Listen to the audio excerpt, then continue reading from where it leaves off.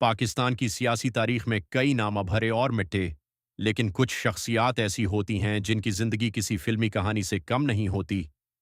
آج کی اس خصوصی ویڈیو میں ہم بات کریں گے پاکستان کی سیاست کی سب سے زیادہ زیر بحث آنے والی خاتون مریم نواز شریف کی، ایک ایسی شخصیت جنہیں ان کے حامی امید سحر کہتے ہیں اور مخالفین تنقید کا نشانہ بناتے ہیں، لیکن کوئی بھی ان کی ہمت اور سیاسی اثر و رسوخ سے انکار نہیں کر سکتا۔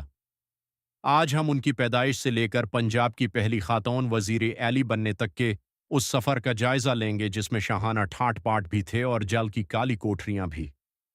مریم نواز 28 اکتوبر 1973 کو لاہور کے ایک ایسے گھرانے میں پیدا ہوئے جہاں سیاست اور کاروبار کا دور دورہ تھا۔ ان کے والد میاں نواز شریف اس وقت اپنی سیاسی بنیادیں مضبوط کر رہے تھے۔ مریم نے اپنی ابتدائی تعلیم لاہور کے معروف school convent of Jesus and میری سے حاصل کی۔ بچپن ہی سے وہ اپنے والد کے بہت قریب رہیں اور ان کی سیاسی گفتگو سن کر پروان چڑھیں۔ بہت کم لوگ جانتے ہیں کہ مریم نواز ایک ڈاکٹر بننا چاہتی تھیں اور انہوں نے کنگ ایڈورڈ میڈیکل کالج میں داخلہ بھی لیا، لیکن زندگی کے فیصلے کچھ اور تھے۔ انہوں نے میڈیکل چھوڑ کر انگریزی ادب میں ماسٹرز کیا، جو شاید ان کے اندر چھپے ہوئے ایک لکھاری اور شعلہ بیاں مقرر کو نکھارنے کا سبب بنا۔ 1992 میں مریم نواز کی شادی کیپٹن ریٹائرڈ محمد صفدر سے ہوئی، جو اس وقت نواز شریف کے اے ڈی سی تھے۔ یہ شادی اس وقت کے میڈیا میں بہت زیر بحث رہی۔ شادی کے بعد کئی برسوں تک مریم نواز نے خود کو ایک گھریلو خاتون کے طور پر وقف رکھا اور اپنے بچوں جنید صفدر، مہر النساء اور فضا صفدر کی تربیت پر توجہ دی۔ اس دوران وہ پس پردہ رہ کر خاندان کے فلاحی کاموں اور شریف ٹرسٹ کی نگرانی بھی کرتی رہیں، لیکن عملی سیاست سے وہ ابھی دور تھیں۔ مریم نواز کی باقاعدہ سیاسی زندگی کا آغاز 2011 اور 2012 کے دوران ہوا، جب پاکستان میں نوجوانوں کے اندر سیاسی شعور بیدار ہو رہا تھا۔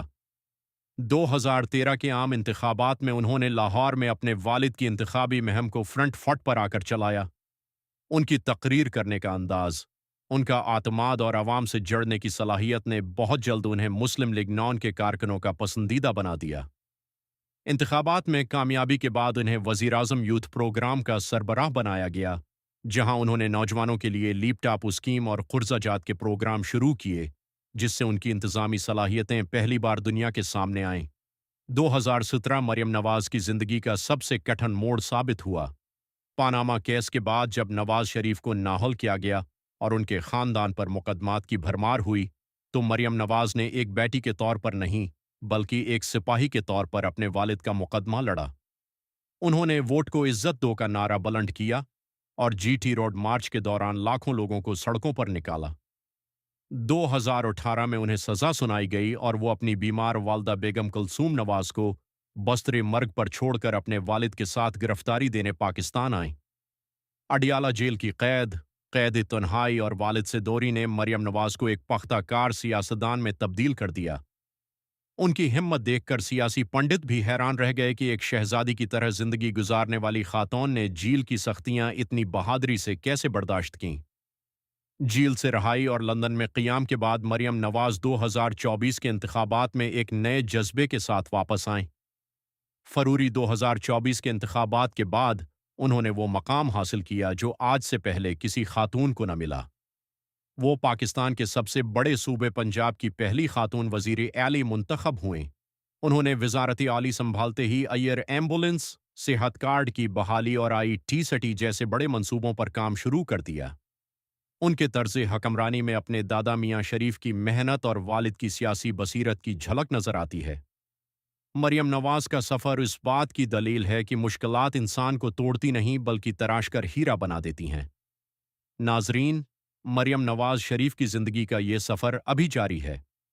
وہ جہاں اپنی پرکشش شخصیت اور شاہانہ لباس کی وجہ سے خبروں میں رہتی ہیں، وہیں ان کے سیاسی فیصلے ملک کی تقدیر بدلنے میں اہم کردار ادا کر رہے ہیں۔